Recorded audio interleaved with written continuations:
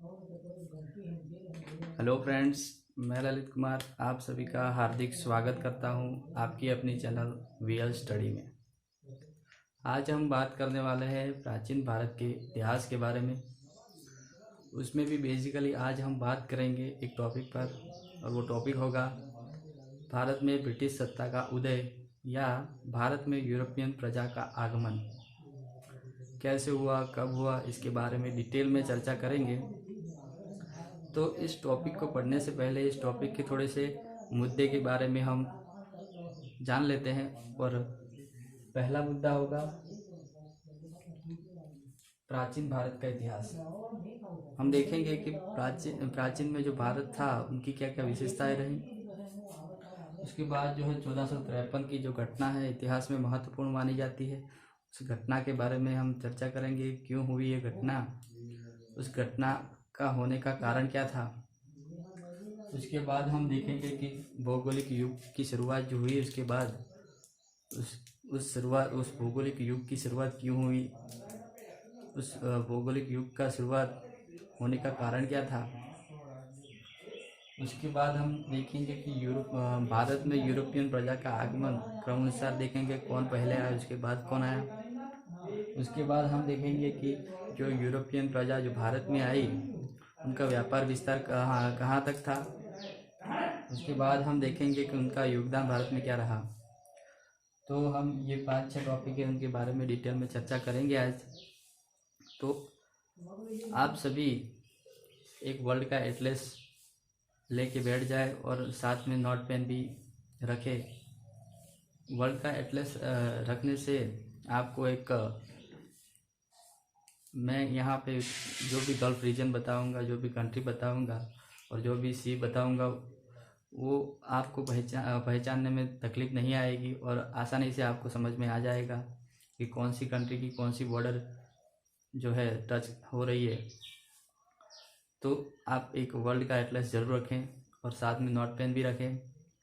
परीक्षा लक्ष्य जो भी हम यहाँ पे डिस्कस करेंगे मैं आपको बताऊँगा, वो इम्पोर्टेंट होगा, आप उसमें नोट में नोट करते चलिएगा। तो चलिए आज हम आज की क्लास की शुरुआत करते हैं, जो कि आज का टॉपिक है भारत में ब्रिटिश सत्ता का उदय। तो हम उस टॉपिक के पहले मुद्दे के बारे में चर्चा करें तो पहला मुद्दा है कि प्राचीन भारत का इतिहास। तो प्राचीन में भारत कैसा था, क्या था, उसके बारे में हम चर्चा करेंगे। तो चलिए शुरू करते हैं कि भारत जो है प्राचीन में सोने की चिड़िया के नाम से जाना जाता था। आप सभी को पता ही होगा, बचपन में हम पढ़े हैं, छठी 7वीं क्लास में ये सब पढ़ाया जाता है कि भारत जो है प्राचीन में सोने की चिड़िया के नाम से जाना जाता था। उस समय जो है भारत आर्थिक व सांस्कृतिक व आध्यात्मिक से बहुत ही भरपूर था, यानी कि समृद्ध था। इसलिए भारत जो है विश्व में एक बेजोड़ स्थान प्राप्त किया था। और उस समय जो भारत है वो भारत में मरी मसाला, मलमल, तेजाना, घड़ी, कापड़ इत्यादि भारत में भरपूर था। इसलिए भारत जो है आर्थिक रीति भी समृद्ध था।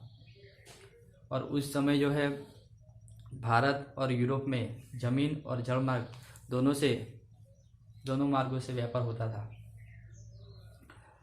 और यूरोप ठहरा ठंडा प्रदेश, और यूरोप में रहने वाले लोगों को गर्म वस्तुएं ज़्यादा खाने की आदत थी, क्योंकि जो गर्म वस्तुएं खाएंगे तो उनका जो ब्लड सर्कुलेशन है वो ठीक से चलेगा और उनका जो जीवन जो जीने की प्रक्रिया है उसमें कोई दिक्कत आएगी नहीं। इसलिए वो ज़्यादा गर्म वस्तुएं खाने को प्रेफर करते थे। इसलिए जो गर्म वस्तु है वो मरी मसाला है, जो तेजाना मलमल है, जो गड़ी है, वो सब भारत में मिलता था। इसलिए जो यूरोप और भारत का जो व्यापार है उस समय जमीन और जलमार्ग दोनों से होता था। और जो भारत और यूरोप का जो व्यापार है उसका जो केंद्र स्थान है वो था तुर्कस्तान में स्थित कॉन्स्टेंटिनोपल।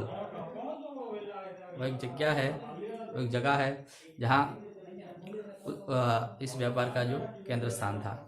और उसके बाद जो है तुर्क मुसलमानों ने उन पर 1453 यानी कि 1453 में तुर्क मुसलमानों ने उन पर अटैक कर दिया, यानी कि आक्रमण कर दिया। और उस समय वहाँ का जो प्रदेश था पूर्वी रोमन साम्राज्य, आज थोड़ी देर में हम बात करेंगे 1453 की जो घटना कहाँ से शुरू हुई और क्यों हुई। तो हम थोड़ा सा बेसिकली हम जान लेते हैं कि उसके बाद जो है तुर्क मुसलमानों ने वहाँ पे आक्रमण किया और वहाँ पर जीत हासिल करी।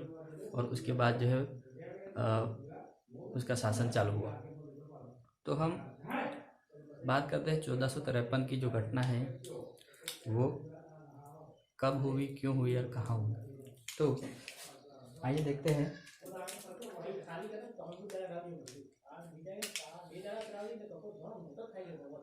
हम 3वीं शताब्दी में जाएंगे। 3वीं शताब्दी की बात कर रहे हैं। 3वीं शताब्दी में यहाँ पे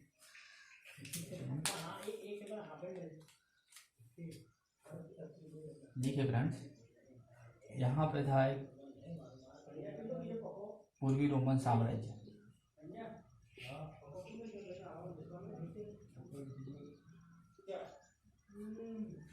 और यहाँ था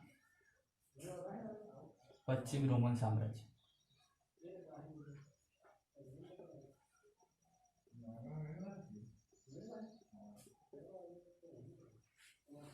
ठीक है, तो हम 3वीं शताब्दी की बात कर रहे हैं। इस तरफ था पूर्वी रोमन साम्राज्य और इस तरफ था पश्चिमी रोमन साम्राज्य। तो पूर्वी रोमन साम्राज्य की जो राजधानी थी वो थी कॉन्स्टेंटिनोपल,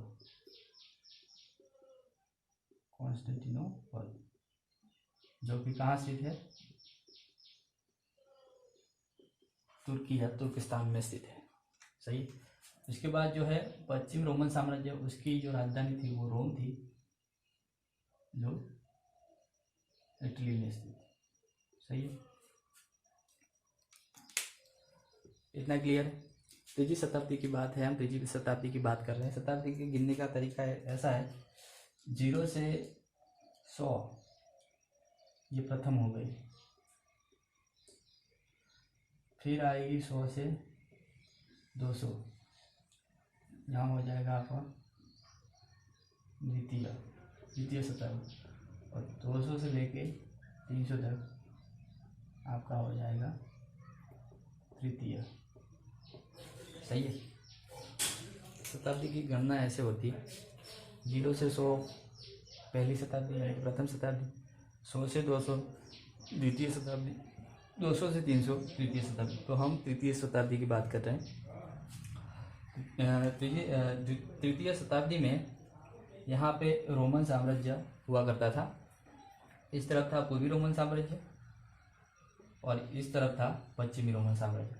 और पूर्वी रोमन साम्राज्य की जो राजधानी थी वो कॉन्स्टेंटिनोपल थी, जो कि तुर्किस्तान में स्थित है। और पश्चिम रोमन साम्राज्य था वो उसकी राजधानी थी रोम। वो कहाँ पे स्थित है, वो इटली में स्थित है। सही है। तो ईस्वी सन 477 एडी की बात कर रहे हैं हम।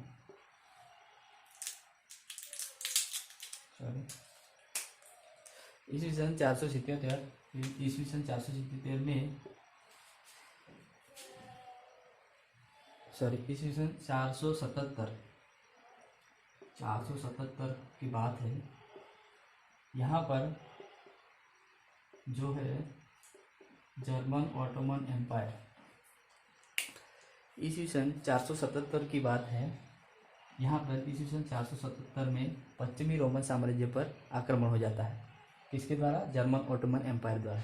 और यहाँ का जो पश्चिम रोमन साम्राज्य है वो उस पर विजय प्राप्त करते हैं और यहाँ पे जर्मन ऑटोमन एम्पायर का शासन होता है। उसके बाद जो है इसके 1000 साल बाद यानी कि 1453 की बात है। 1453 में यहाँ पे जो तुर्क मुस्लिम है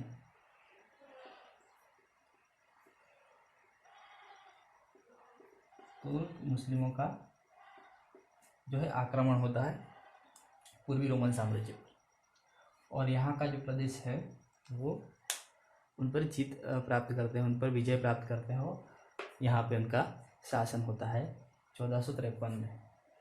सही है। तो यहाँ पे तुर्क मुसलमानों का आक्रमण होता है 1453 में और पूर्वी रोमन साम्राज्य पर विजय प्राप्त करते हैं और उनका शासन यहाँ पे स्थापित करते हैं। उसके बाद जो है तुर्क मुसलमानों ने यहाँ पे जो यूरोप और भारत का जो व्यापार मार्ग था उस पर रोक लगा देते हैं, और यहाँ पे हम लिख देते हैं 1453 में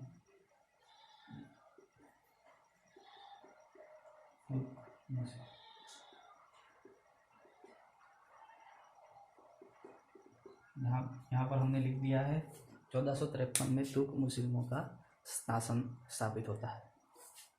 ये क्या करते हैं कि यहाँ का जो रास्ता, यहाँ का जो मार्ग था यूरोप और भारत का जो व्यापार मार्ग था उनको बंद कर देते हैं। इसीलिए यहाँ तुर्क में रहने वाले जो विद्वान थे, जो संत, जो महंत थे, उनको यहाँ से निकाला जाता है तुर्क मुस्लिमों के द्वारा, और ये जो लोग हैं यहाँ से प्रस्थान होकर यहाँ जाते हैं पश्चिमी रोमन साम्राज्य, जहाँ पे जर्मन ऑटोमन एम्पायर का शासन होता है, वहाँ पे वो रोम में जाके शरण लेते हैं।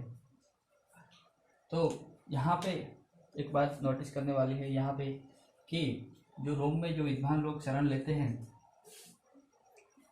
दिख रहा है यहाँ पे जो रोम में जो तुर्की के जो विद्वान लोग होते हैं वो रोम में शरण लेते हैं। तब तुर्की में एक जो लोग हैं, तुर्की के लोग हैं, रोम के लोग हैं, उनको देख के, उन विद्वानों को देख के प्रोत्साहित होते हैं और रोम के लोगों में, यहाँ के लोगों में पुनर्जागरण की स्थिति होती है।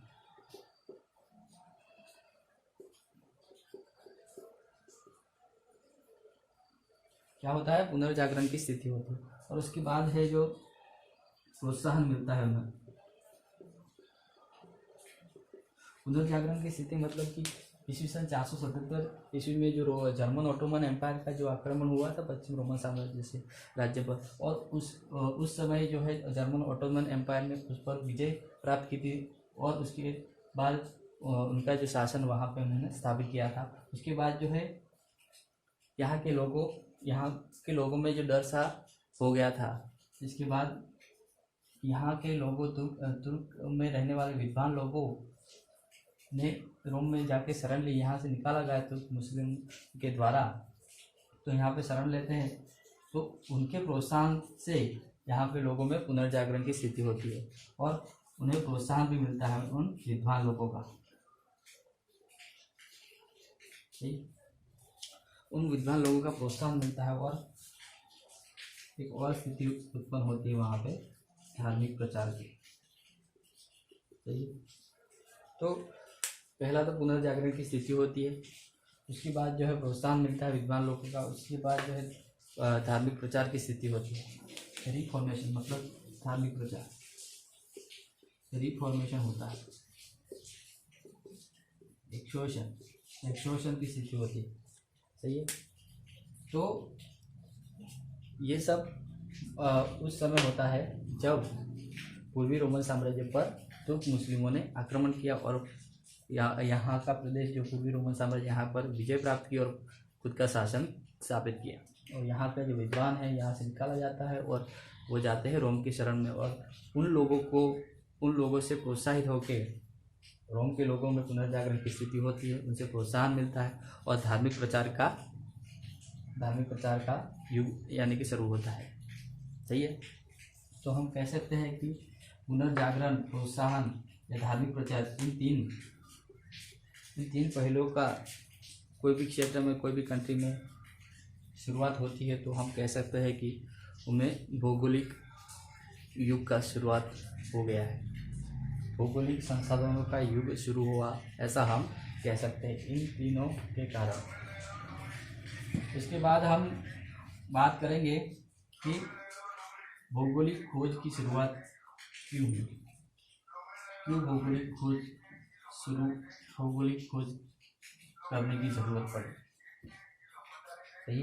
तो इसके बाद हम देखेंगे भौगोलिक खोज के कारण।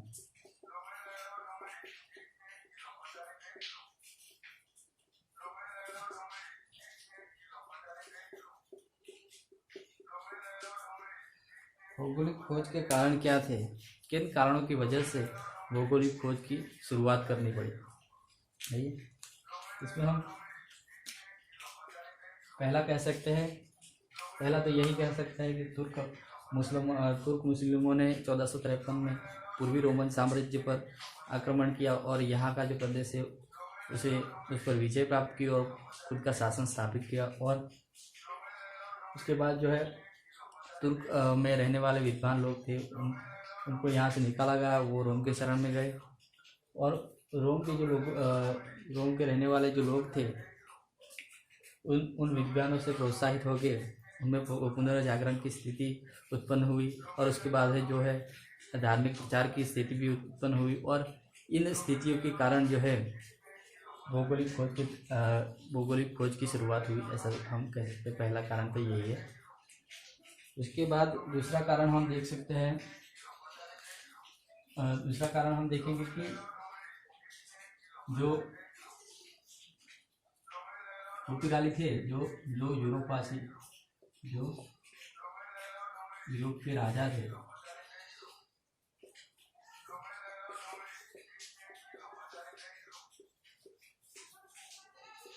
राजा थे, उनका प्रोत्साहन मिलना, ये भी एक कारण था। उसमें दो राजा थे। उसमें पहला राजा था पुर्तगाल का राजा क्या नाम था उसका नाम था प्रिंस हेनरी। उसके बाद एक दूसरा भी राजा था, वो था स्पेन का राजा। इन दो राजाओं के प्रोत्साहन की वजह से भौगोलिक खोज की शुरुआत हुई, ऐसा भी हम कह सकते हैं।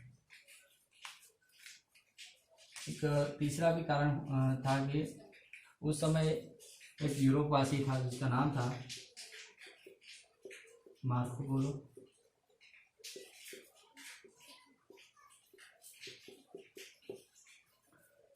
पोलो प्रथम यूरोपवासी था जिसने चीनी यात्रा की थी।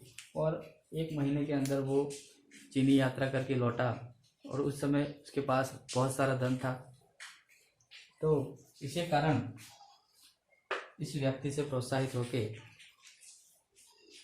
नया मार्ग यानी कि भौगोलिक खोज की शुरुआत हुई, ऐसा हम कह सकते हैं। चौथा कारण हम कह सकते हैं कि धार्मिक प्रचार की स्थिति तो वहाँ पे उत्पन्न हो ही गई थी। तो इसके कारण कह सकते हैं कि धार्मिक प्रचार भी एक कारण हो सकता है। इसका मतलब कि यहाँ का जो धर्म है उसका प्रसार भारत में किया जाए, इसी कारण ये भी एक कारण हो सकता है। और पांचवा कारण हम कह सकते हैं कि आर्थिक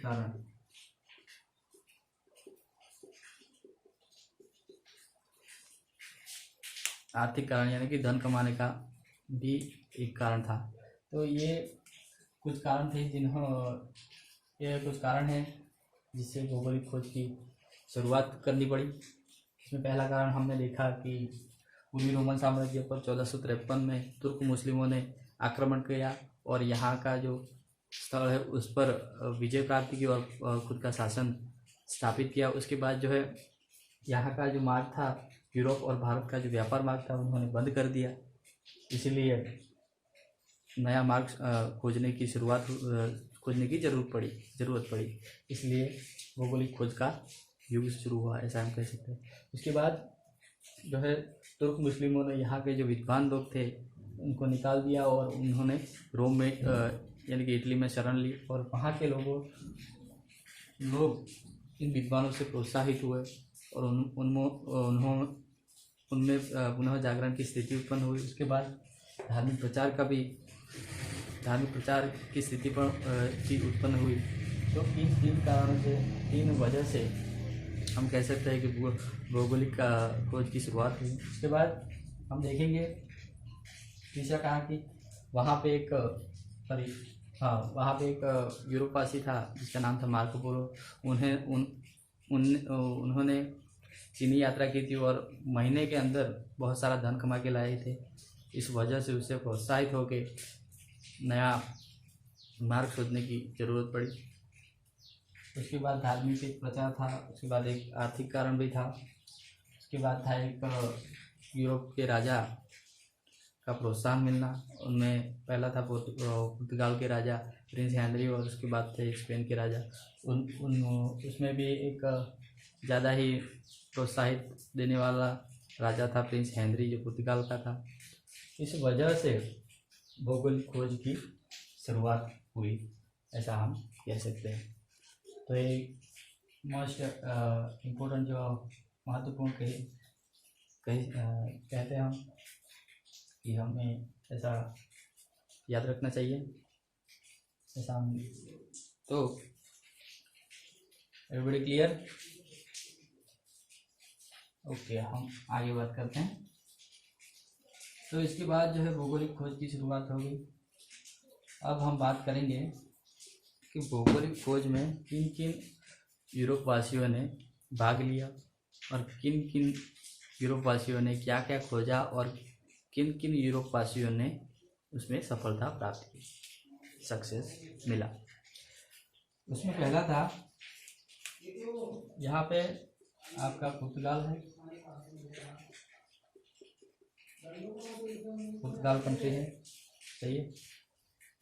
और हम बात करें तो यहाँ पे पुर्तगाल है, उसके यहाँ बाजू में स्पेन और यहाँ पे फ्रांस है और ऊपर है जर्मनी, ऐसे कुछ कंट्री है यहाँ पे।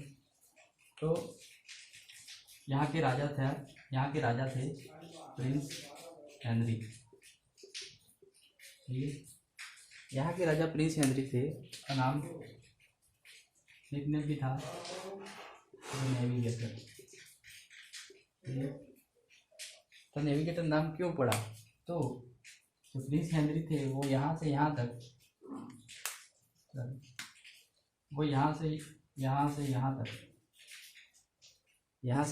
भ्रमण करते थे, इसलिए उनको द नेविगेटर नाम से भी जाना जाता है। चलिए, तो जो प्रिंस हेनरी थे उनके प्रोत्साहन से और उनकी आर्थिक मदद से, उनकी आर्थिक सहाय से एक व्यक्ति था यूरोपवासी जिनका नाम था बार्थोलोम्यू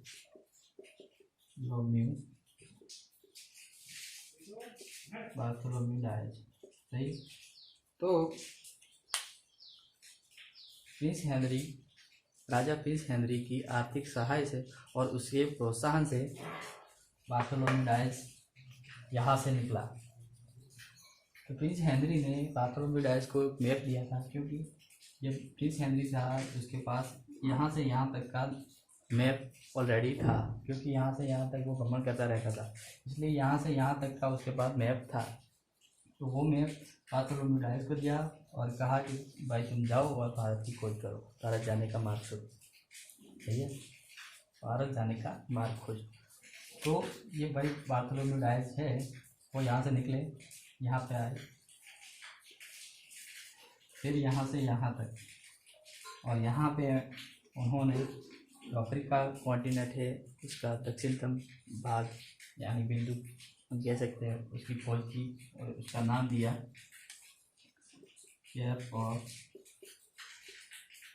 गुड होप, हिंदी में कह सकते हैं आशा अंतरिय। ठीक। तो बार्थोलोम्यू डायज ने केप ऑफ गुड होप की शोध करी, की खोज करी, ऐसा हम कह सकते हैं। सही। उसके बाद जो है एक इटली का रहवासी था, उसका नाम था क्रिस्टोफर कोलंबस। यहाँ पर इटली है, इटली का रहवासी था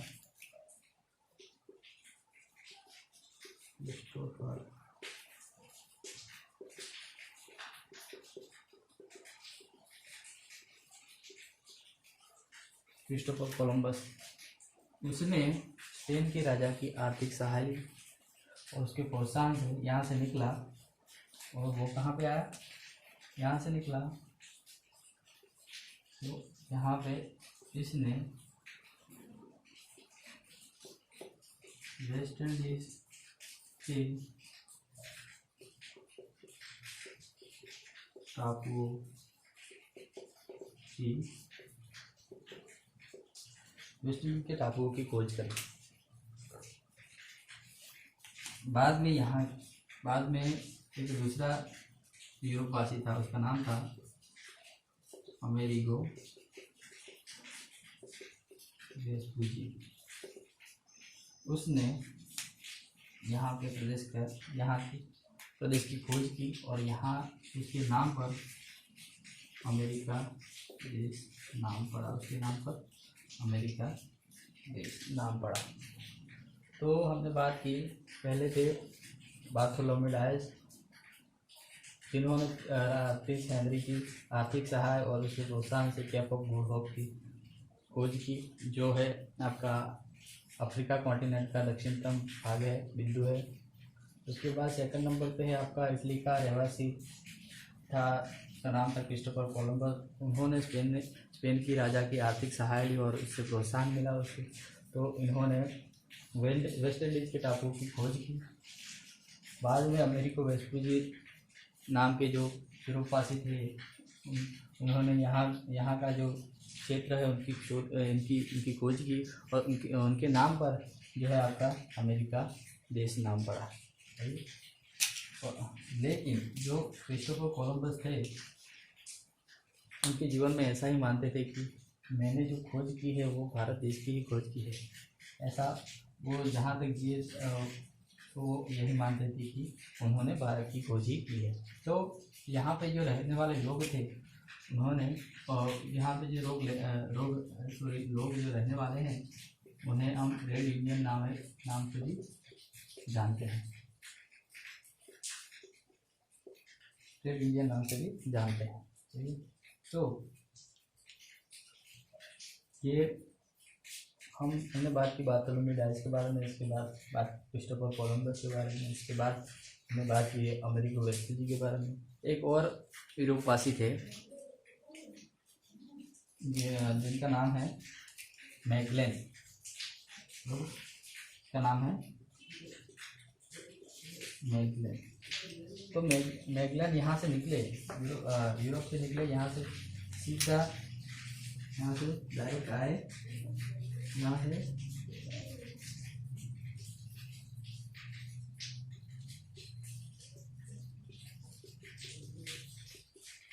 से डायरेक्ट आए दक्षिण अमेरिका के दक्षिणतम बिंदु पे, और यहाँ से निकले, यहाँ दक्षिण अमेरिका में अंदर नहीं घुसे, उसके नज़दीक से निकले, और यहाँ पे इन्होंने देखा कि एक बड़ा सा पानी वाला एक तालाब जैसा दिखा उन्होंने, और यहाँ पे जो पानी था वो एकदम शांत था, उसमें कोई मौजे नहीं थे, उसमें कोई प्रकार की हलचल नहीं थी। तो उन्होंने इनका नाम दे दिया प्रशांत, ताकि बहुत ही बड़ा था, बहुत ही ज़्यादा पानी वाला गहरा था, उनका कोई किनारा नहीं दिख रहा था, इसलिए उन्होंने उसका नाम महासागर रख दिया। तो यहाँ पे एक शांत पानी था, इसलिए उन्होंने नाम दे दिया प्रशांत महासागर। इंग्लिश में कहते हैं स्ट्रेट ऑफ मैगलेन। सही है। उसके बाद जो है आपका 1498 की बात है, यहाँ पे वास्को डी गामा नाम का यूरोपवासी यहाँ से निकलता है, पुर्तगाल से यहाँ आता है। वो भी प्रिंस हेनरी की मदद से आता है। प्रिंस हेनरी उनको यहाँ तक का मैप देते हैं, यहाँ तक तो बार्थोलोमेव डायस ने यहाँ तक तो शोध करी थी, खोज की थी कैप ऑफ गुड होप, जो कि था आपका अफ्रीका के दक्षिणतम बिंदु का। तो हेनरी ने उसको मैप दिया, यहाँ तक, वहाँ से निकला, यहाँ तक आया, और यहाँ से यहाँ तक कैप ऑफ गुड होप और उसके बाद जो यहाँ से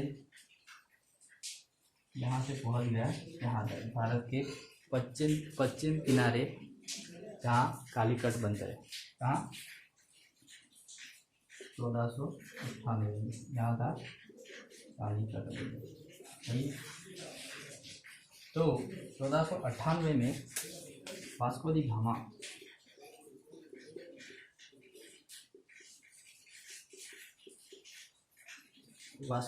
यहाँ से निकलते हैं, यहाँ तक आते हैं, यहाँ तक क्या भूगोल तक आते हैं, जिसमें बार्थोलोमेव डाइज ने यहाँ की खोज की थी। और उसके बाद जो है भारत के पश्चिम किनारे जो है कालीकट बंदर स्थित है, यहाँ पर आते हैं। और यहाँ जो वास्को डी गामा है वो भारत आने का जलमार्ग खोजने वाले प्रथम यूरोपवासी हैं। सही। तो उसके बाद जो है यूरोपवासियों को भारत आने का मार्ग खुल गया, ऐसा कह सकते हैं। तो उस समय यहाँ के राजा थे सामुद्री। यहाँ के राजा थे सामुद्री। उन्होंने वास्को डी गामा को व्यापार की छूट दी थी। और यहाँ पे वास्को डी गामा व्यापार करते हैं। फिर थोड़ा टाइम रहते हैं। उसके बाद जो है यहाँ से वास्को डी गामा फिर यूरोप चले जाते हैं। तो वहाँ जाके वो देखते हैं कि उन्होंने जितना भी धन कमाया था उसका टोटल करके, उसका यहाँ से यहाँ जाने का जो खर्च है वह सब निकाल के उन्होंने 60 गुना मुनाफा हुआ, लेकिन 60 गुना फ़ायदा हुआ। तो ये सब यूरोपवासियों को लगा, ये सब यूरोपवासियों ने देखा कि इतने कम समय में इतना धन कमाया और इतना मुनाफा हुआ, तो वहाँ पे कितना धन होगा और हम जाके उसको प्राप्त करते हैं।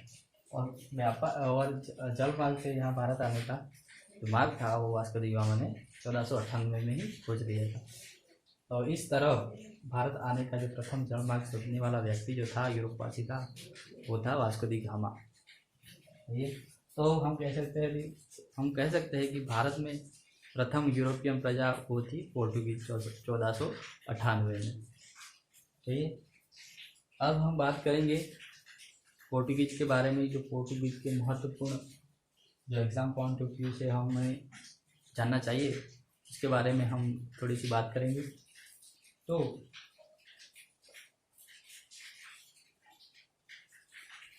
पोर्टुगीज में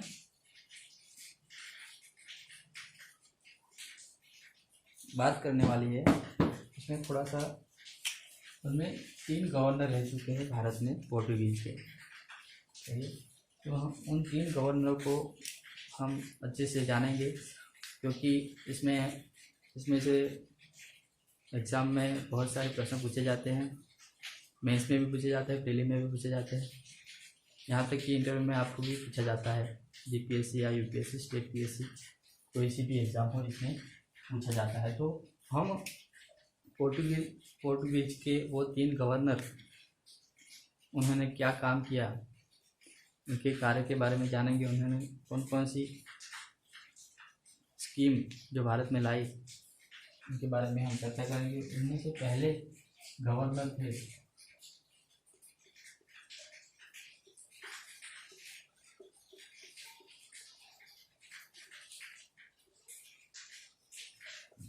पुर्तगाल गवर्नर।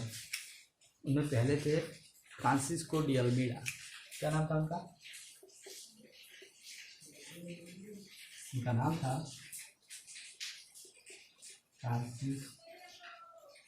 Francisco de Almeida. नाम थोड़ा सा ऐसा है, तो हम अल्मीडा याद रखेंगे तो भी चलेगा। सही। तो प्रथम पुर्तगाली गवर्नर थे भारत में फ्रांसिस्को डी अल्मीडा। इसके बारे में हम जानेंगे कि उन्होंने भारत में क्या किया।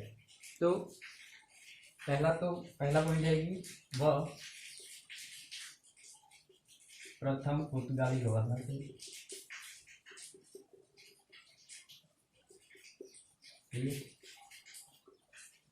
पहला पॉइंट तो यही हो गया कि प्रथम पुर्तगाली गवर्नर थे।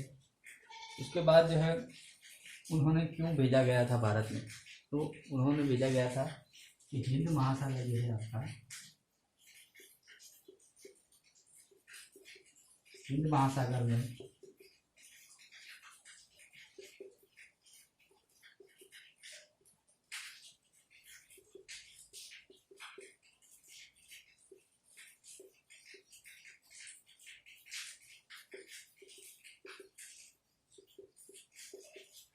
हिंद महासागर में पोर्टुगीज की पकड़ मजबूत करने उन्होंने एक खास काम के लिए भेजा गया था।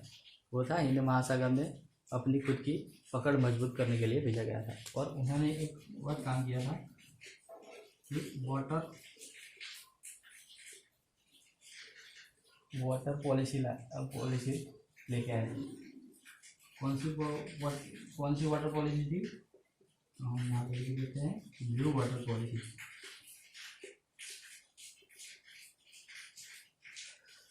देखिए, हम एग्ज़ाम पॉइंट ऑफ व्यू से जितने भी प्रश्न एग्ज़ाम में पूछे जाते हैं उनकी ही हम यहाँ पे चलते। तो फ्रेंड्स, आज का क्लास हम यहीं पे समाप्त करते हैं, क्योंकि समय बहुत ज़्यादा हो गया है।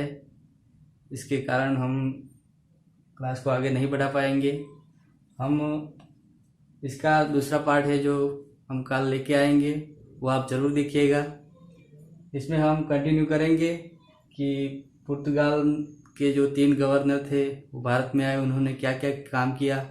उसके बाद जो है डच आए, अंग्रेज आए, हम घटनाक्रम अनुसार जो है भारत में कौन कौन सी प्रजा भारत में आई, यूरोपियन प्रजा, उसके बारे में हम चर्चा करेंगे। हम आपको पूरी मॉडर्न हिस्ट्री